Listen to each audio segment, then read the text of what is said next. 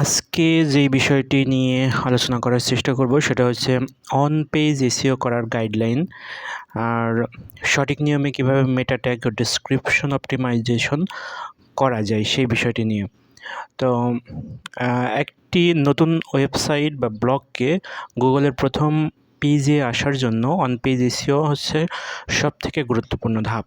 আপনি যত ভালো কন্টেন্ট লিখেন না কেন, যদি সার্চ ইঞ্জিনকে আপনার বিষয়বস্তুর সাথে সঠিকভাবে বোঝাতে না পারেন, তবে র্যাঙ্কিং পাওয়া প্রায় অসম্ভব। আজকের এই আর্টিকেলে আমরা কিভাবে একটি ব্লগের জন্য on page SEO set up করতে হয় সে বিষয়ে জানার চেষ্টা করব।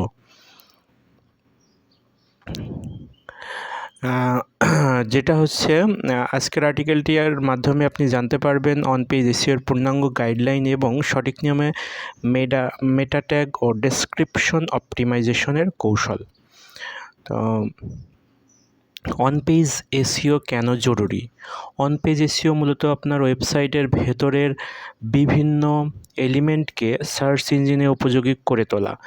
এটি গুগলকে বুঝতে সাহায্য করে যে আপনার পেজটি একটি বিষয় নিয়ে এবং এটি ব্যবহারকারীদের জন্য কতটা উপকারী। সঠিক অন পেজ অপটিমাইজেশন করলে অর্গানিক ট্রাফিক পাওয়ার সম্ভাবনা অনেকটাই বেড়ে যায়। সার্চ ইঞ্জিন অপটিমাইজেশন বা এসইও এর জগতে অন পেজ এসইও হলো সেই ভিত্তি যার ওপর ভিত্তি করে ওয়েবসাইট র্যাঙ্ক করে থাকে।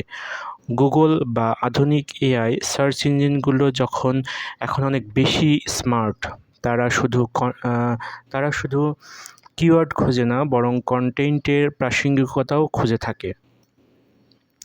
অর্থাৎ ইউজার এক্সপেরিয়েন্স খুব দ্রুততার সাথে বিচার করে থাকে।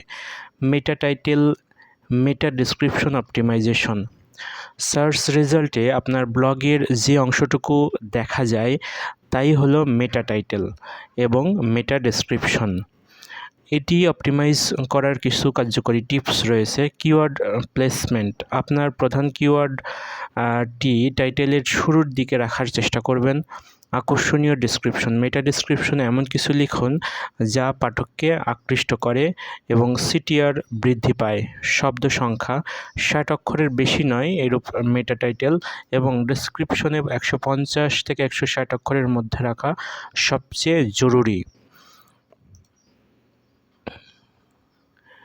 তো কন্টেন্ট স্ট্রাকচার এবং হেডিং ট্যাগ।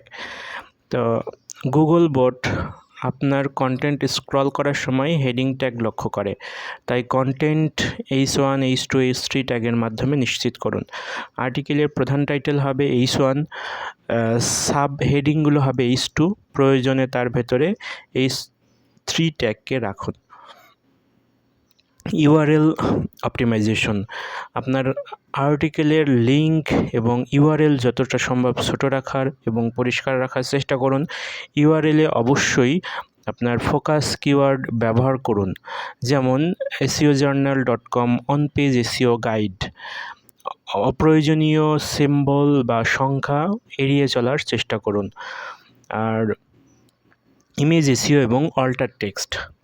সার্চ ইঞ্জিন ছবি পড়তে পারে না, অল্টার টেক্সট পড়ে ছবির বিষয়বস্তু বুঝে থাকে, তাই প্রতিটি ছবিতে প্রাসঙ্গিক অল্টার টেক্সট ব্যবহার করুন।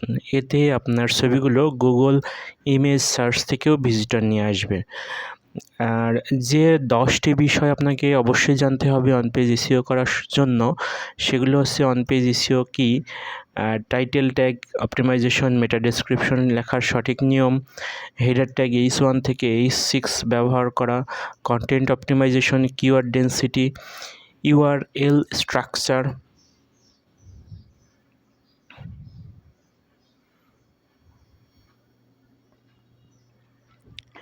এবং ইমেজ এসইও, তারপরে internal external linking, mobile friendliness এবং পেজ স্পিড।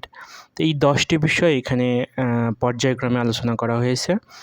যেখানে দেখতে পাচ্ছেন 1 নম্বরে অন পেজ এসইও কী সেটার একটা ধারণা দেওয়া রয়েছে, টাইটেল ট্যাগ কী এবং মেটা ডেসক্রিপশনগুলো কীভাবে লিখতে হয়, হেডার ট্যাগ কীভাবে করতে হয়, তারপরে কন্টেন্ট অপটিমাইজেশন, এলএসআই কিওয়ার্ড কী এবং কিওয়ার্ড ডেন্সিটি কী, তারপরে রয়েছে ইউআরএল আর ইমেজ অল্টার টেক্সট কীভাবে করতে হয়, ইন্টারনাল লিঙ্ক, এক্সটার্নাল লিঙ্কিং কীভাবে করতে হয়, মোবাইল ফ্রেন্ডনেস এবং এআই এবং এলএলএম বা লার্জ ল্যাঙ্গুয়েজ মডেল কীভাবে র্যাঙ্ক করতে হয় সেই বিষয়গুলো এখানে দেওয়া রয়েছে।